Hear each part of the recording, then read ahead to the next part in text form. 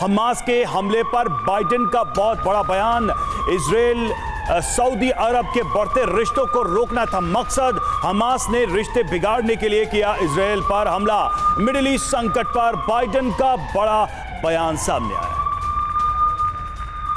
Professor Satish Kumar, ये जो America की तरफ से बात कही जा रही थी, इसकी आशंका तो थी, लेकिन हमास को इसमें क्या बेनिफिट है? जाहिर सी बात है, ये बातचीत रुकने और ये युद्ध शुरू होने के जो लाभार्थी हैं, युद्ध के लाभार्थी, वो कई सारे इंटरेस्ट होल्डर्स हैं।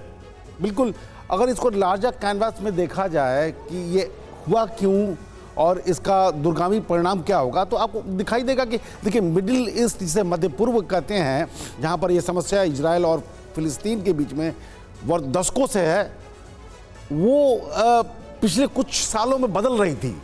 और मिडिल ईस्ट का जो इम्पोर्टेंस था, जियो पॉलिटिकल या जियो इकोनॉमिक इम्पोर्टेंस था दुनिया की नज़रों में, वो पिछले कुछ दशकों में बहुत कम हुआ था। और इसका कारण ये था कि पेट्रोलियम और गैस का जो खजाना मध्य पूर्व में था, उससे ज़्यादा कहीं रूस और अमेरिका के बीच में पाया गया। तो अमेरिका के लिए मध्य पूर्व उतना महत्वपूर्ण नहीं रहा, रूस के लिए भी उतना महत्वपूर्ण नहीं रहा। तो स्थिति उसकी थोड़ी विकट होती हुई नजर आई।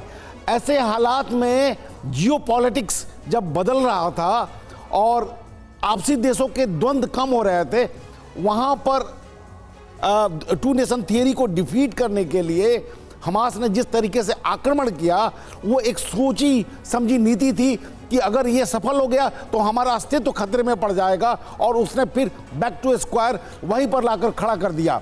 तो इन तमाम चीज़ों को मद्देनजर अगर हम देखें तो अमेरिका और इजराइल का संबंध पहले से भी था। जितने भी युद्ध हुए हैं, अमेरिका इजराइल के साथ खड़ा था, लेकिन पिछले 3-4 दशकों में इजराइल ने इतनी शक्ति विकसित कर ली है, चाहे वो सैनिक शक्ति हो या आर्थिक शक्ति हो। अगर यूरोपीय देश बहुत हद तक मदद नहीं भी करे, तभी वो मुस्लिम देशों से लड़ने में ठीक है। यानी इजराइल सक्षम है खुद की सुरक्षा करने के लिए, ये आप कह रहे हैं।